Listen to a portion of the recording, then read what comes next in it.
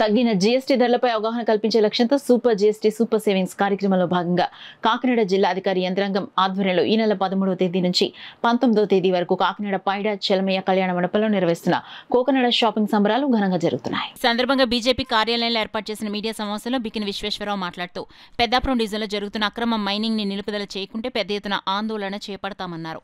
కార్యక్రమంలో బీజేపీ జిల్లా ప్రధాన కార్యదర్శులు కుండల సాయి కుమార్ యాదవ్, చోడిశెట్టి రమేష్, దాట్ల కృష్ణవర్మ, జ్యోతుల రాజేష్ తదితరులు పాల్గొన్నారు. రీసెంట్గా లాస్ట్ ఇయర్ అంటే 2024 7వ నెలలో మన జిల్లా కలెక్టర్ గారు ప్రస్తుతం ఉన్నటువంటి షాన్ మోహన్ గారు, అదేవిధంగా మైన్స్ డీడీ గారు అందరూ కూడా ప్రదేశానికి వెళ్ళి ఇన్స్పెక్ట్ చేయడం జరిగింది.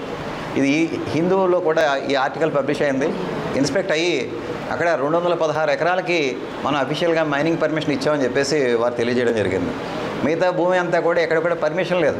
2022-23 తర్వాత ఎవరికి కూడా ఏ విధమైనటువంటి మైనింగ్ పర్మిషన్ ఇవ్వలేదు. అయినప్పటికీ కూడా మనకు గూగుల్ లుకౌట్స్లో కానీ మనం రెగ్యులర్గా చూస్తున్నటువంటి విధానంలో కానీ వందలాది లారీలు ఇల్లీగల్గా మైనింగ్ తొలగించుకుంటూ వెళ్తూ ఉన్నాయి రెడ్డి గ్రేవల్ని. దీన్ని మనం స్పెసిఫిక్గా డీడీ గారితో లాస్ట్ దాకా అంటే దాదాపు 4 నెలల నుంచి 5 నెలల నుంచి వారు కంప్లైంట్స్ చెప్పడం, వారు ఇలా చేయడం చేశారు. కలెక్టర్ గారికి చెప్పాం, ఇప్పుడు మీడియా ముఖంగా మీకు కూడా తెలియజేస్తున్నాం.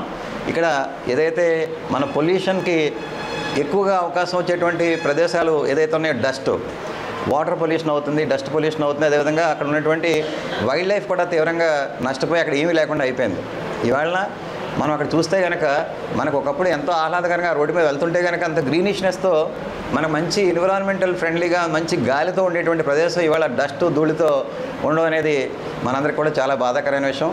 తక్షణం ఈ మైనింగ్ ఇల్లీగల్ మైనింగ్ని ఎట్టి పరిస్థితుల్లోనే ఆపాలి. అదేవిధంగా ఇప్పటిదాకా ఎవరైతే మైనింగ్ ఇల్లీగల్గా చేశారో వారందరి మీద కూడా కేసులు వేసి వారి నుంచి ఎప్పుడు కూడా ఇంకా మైనింగ్ యాక్టివిటీ చేయకుండా వారిని ఆపాలని చెప్పేసి మేము డిమాండ్ చేస్తున్నాం. అదేవిధంగా తప్పకుండా అధికారులు ఇప్పటికైనా స్పందించి ఈ పని చేయాలని చెప్పేసి మేము డిమాండ్ చేస్తున్నాం.